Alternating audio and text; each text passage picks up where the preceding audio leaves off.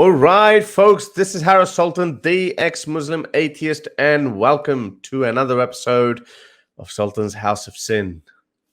Right.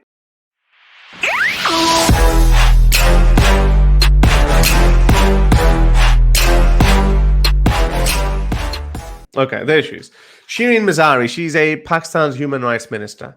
So she basically said that what France is doing, she just compared France's latest actions with Nazis. And apparently, okay, so let me run the news story, what France has actually done. So the three major steps that France has just taken, and they have forced the Islamic Council of French imams to, he gave them a 15-day ultimatum to come back and accept the terms. Number one, educate Muslim children with modern education and restrict homeschooling. Now, we all know what happens in those homeschoolings with mullahs and Islamic clerics. Even in Australia, there are restrictions on homeschooling, but other Western countries should also follow in France's footsteps. Now, there's nothing wrong with banning foreign interference with French mosques. Now, we all know by foreign interference, we mean Saudi and Turkish clerics going to these Western countries and radicalizing the local Muslim populace. Now, guess what? Even Saudi Arabia, the home of Islam, doesn't allow foreign clerics to train Saudi clerics. Now, a ban on sharing the personal information of a person in a way that allows them to be located by people who want to harm them. Now, this is obviously in response to those peaceful Muslims who share the personal information of the teacher Samuel Paty with the hope that some other peaceful Muslim would take care of him, and take care of him he did. However, there was one thing that was wrong with this Republican values that Emmanuel Macron just laid in front of French Muslim imams, they're telling them to acknowledge that Islam is not a political movement, but just a religion. Now, that's wrong. Islam is not just a religion. It actually is a political movement, a very violent political movement indeed.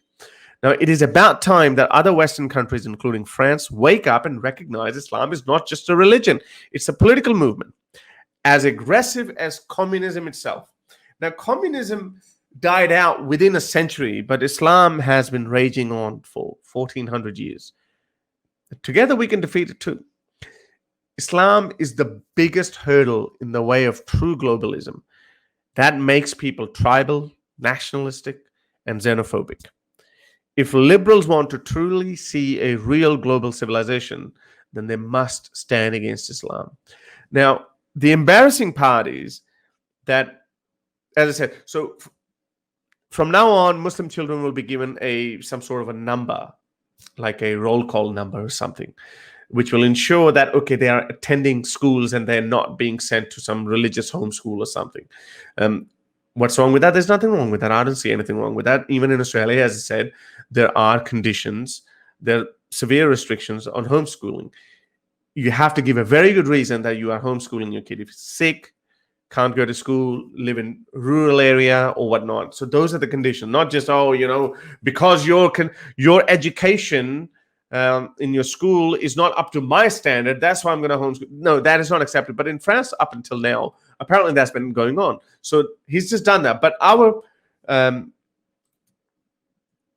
but Pakistan's human rights minister Shireen Mazari says, "Oh, this is somehow next to what Nazis did to Jews." And have a look. Let's read a tweet. Macron is doing to Muslims what the Nazis did to the Jews.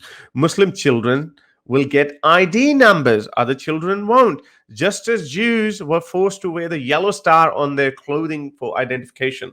So identity number for Muslim children is just to ensure that they are going to school, not that they are Muslim children.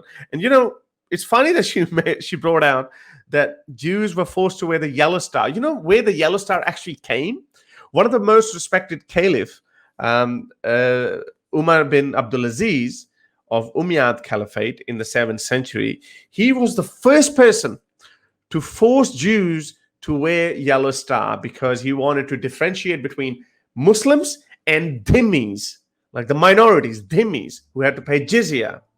So this woman doesn't even know that one of her own favorite caliphs, Umar bin Abdulaziz, whose tomb was recently raided about, I think, 6-7 months ago, and all the Muslims were actually protesting. His tomb or shrine is in Syria, and it was actually raided by some other rival faction.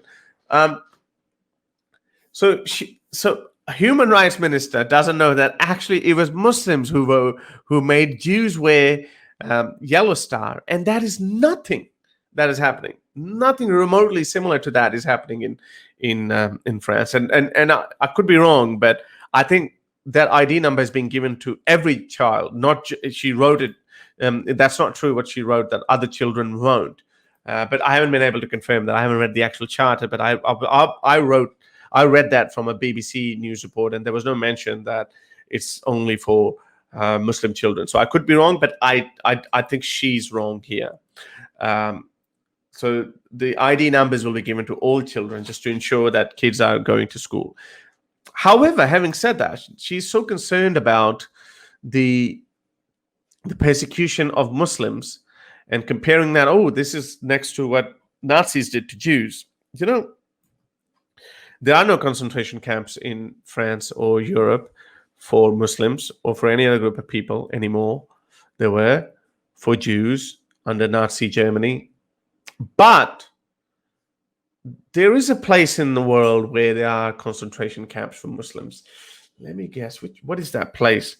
Oh, China, your favorite country, your bankroller. And you always lose your tongue to talk about that.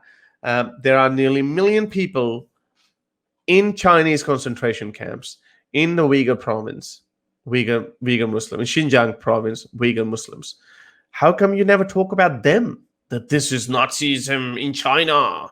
Muslims are being persecuted. No, you won't talk about them. Why? Because you know that the billions of dollars of aid that China has given, China will stop giving it to you. But not only just that, but China, doesn't matter. I think China will take care of Pakistan.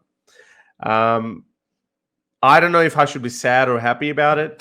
On one hand, Chinese Communist Party will take over Pakistan, but on the other hand, my really biggest enemy, Islam, will be gone, because that would be gone if China takes over Pakistan. Goodbye, Islam, and maybe it won't be such a bad thing after all. To help me produce more videos like these, support me on Patreon or PayPal.